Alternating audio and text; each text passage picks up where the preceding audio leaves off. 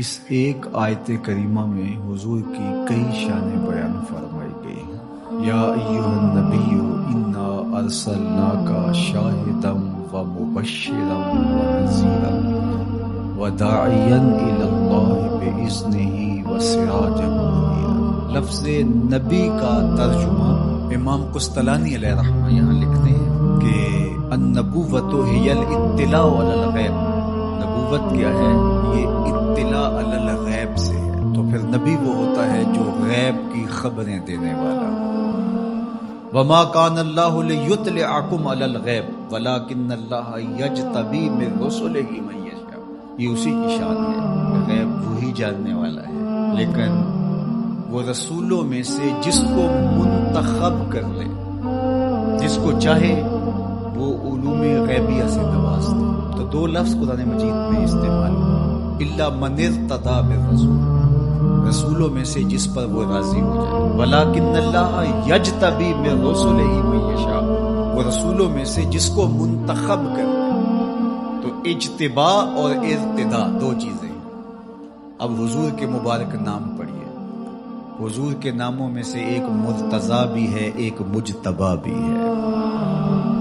تو مطلب کیا ہوا کہ وہ غیب کا جاننے والا، وہ عالم الغیب نہیں، غیب کے خزانے کسی کو دیتا، لیکن جب دینے پہ آئے تو مجتبی کو دیتا ہے، مرتضی کو دیتا ہے۔ اور پھر یہ اتنی شانوں کے مالک ہیں، جہاں ضرورت پڑے پھر بخل سے کام نہیں لیتے۔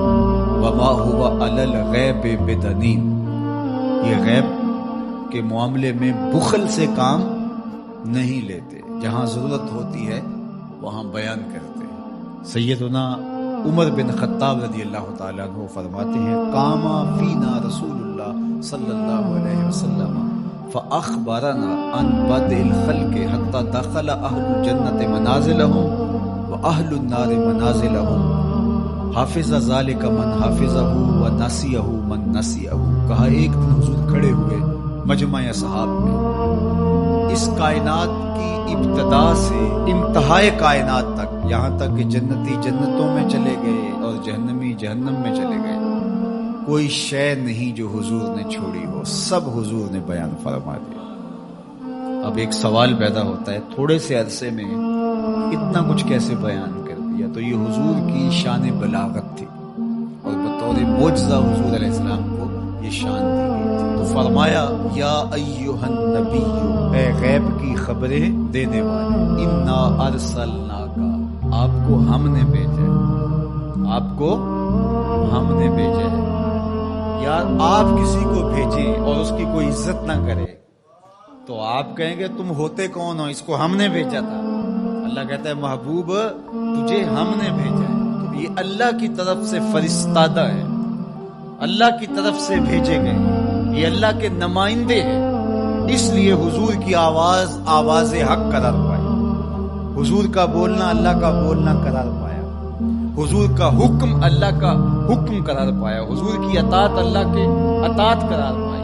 تو اس لیے جو محبوب کی بات مانتا ہے وہ رب کی بات مانتا ہے، جو حضور کا انکار کرتا ہے وہ رب کا انکار کرتا ہے۔ کوئی ساری زندگی لا الہ الا اللہ پڑھتا رہے اور محمد رسول اللہ نہ پڑھے، رب اس کے لا الہ الا اللہ پڑھنے کو اس کے منہ پہ مارے گا اگر میرے رسول کو نہیں مانتا، اس کو میں نے بھیجا۔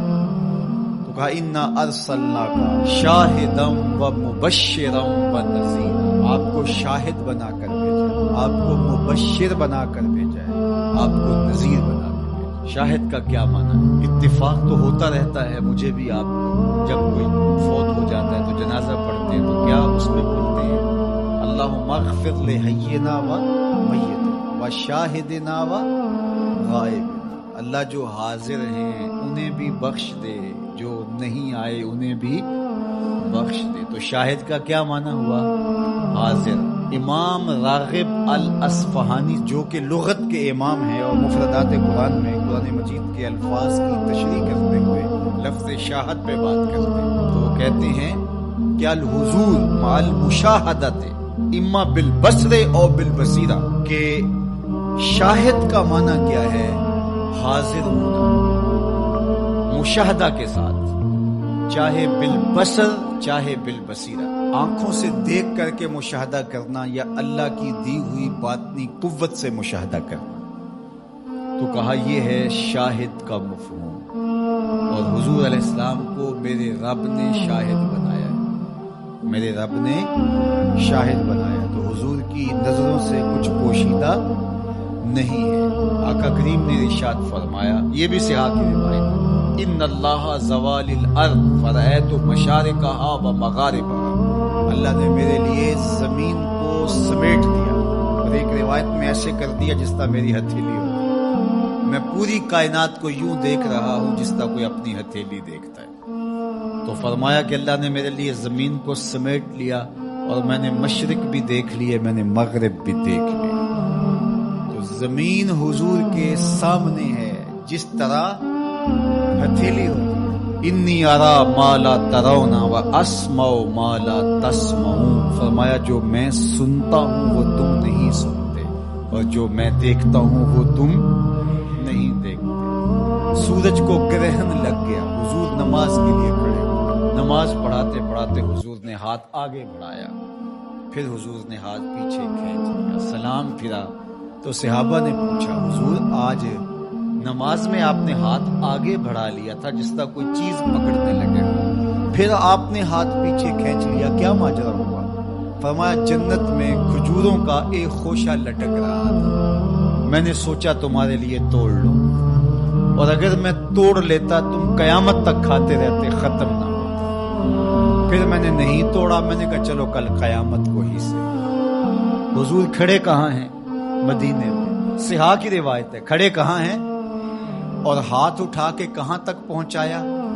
جنت میں۔ صحیح بخاری اٹھائیے، باب تسویۃ الصفوف ہے، حضور نے فرمایا صحابہ صفیں سیدھی رکھا کرو، مت سمجھو میں صرف آگے دیکھتا ہوں، میں آگے بھی دیکھتا ہوں، میں پیچھے بھی دیکھتا ہوں، میں تمہارے رکوع بھی دیکھتا ہوں، دلوں میں پیدا ہونے والے خشوع بھی دیکھتا ہوں۔ اے فروخت صبح آثار و دہور، چشم تو بی نندائے ما فی الصدور، انا ارسلناک شاہدا، محبوب ہم نے آپ کو شاہد بنا کے بھیجا، و مبشرا، ہم نے آپ کو مبشر بنا کے بھیجا، خوشخبری دینے والا، نیکوکاروں کو جنت کی بشارت دینے والا، اہل ایمان کو اللہ کی رضا کی بشارت، جنت کی بشارت دینے والا، یہ حضور کی شان ہے۔ پھر فرمایا و نذیرا، ڈر سنانے والا، کفار کو، عاصیوں کو، بدکاروں کو، اللہ کے نافرمانوں کو جہنم کے عذابوں سے ڈرانے والے، یہ نبی کی شان ہے۔ نبی مبشر بھی ہیں اور نذیر بھی ہیں۔ وَدَاعِيًا إِلَى اللَّهِ بِإِذْنِهِ، اور اللہ کے اذن سے اللہ کی طرف بلانے والے، اور جس طرح میرے حضور نے بلایا ہے، یہ تاریخ کا انوکھا باب ہے۔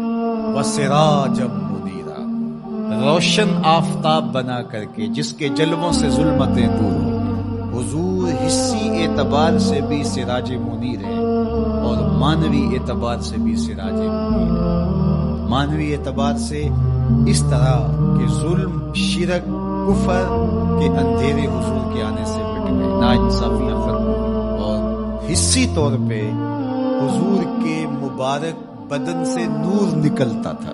تو ذرا اس آیت کریمہ کو دیکھیے، ایک آیت میں حضور کی عظمتوں کے موتی پروئے ہوئے۔